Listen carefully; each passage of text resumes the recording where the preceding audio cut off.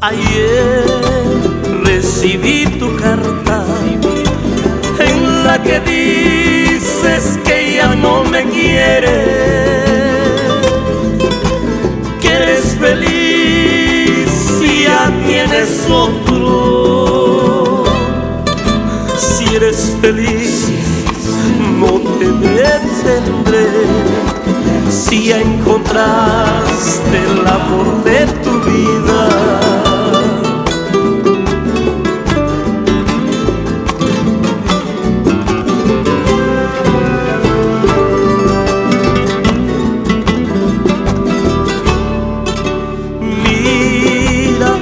Que ha quedado de nuestro amor, tan solo el recuerdo de nuestra pasión, solo el olvido. Quisiera callar el dolor que siento, pero mis ojos no cesan de llorar.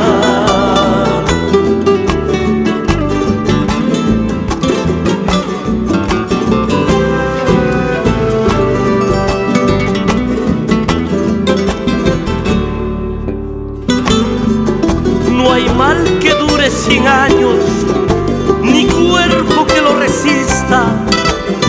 Al fin y al cabo morirás dentro de mí, enterrada por el olvido para siempre, por tu mal proceder, mujer vanidosa.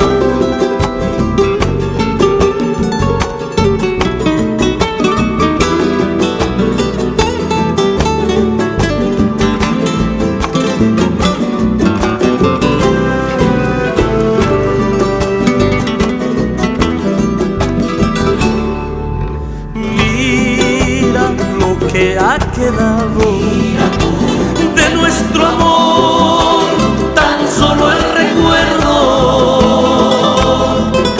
de nuestra pasión, solo el olvido. Quisiera callar el dolor que siento, pero mis ojos no cesan de llorar.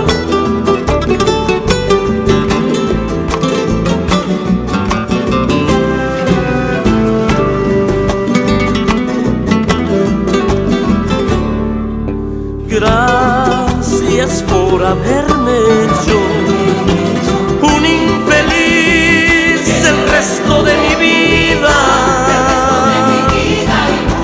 un desgraciado perdido en el vicio. ¿Qué voy a hacer si así es mi destino? Yo me resigno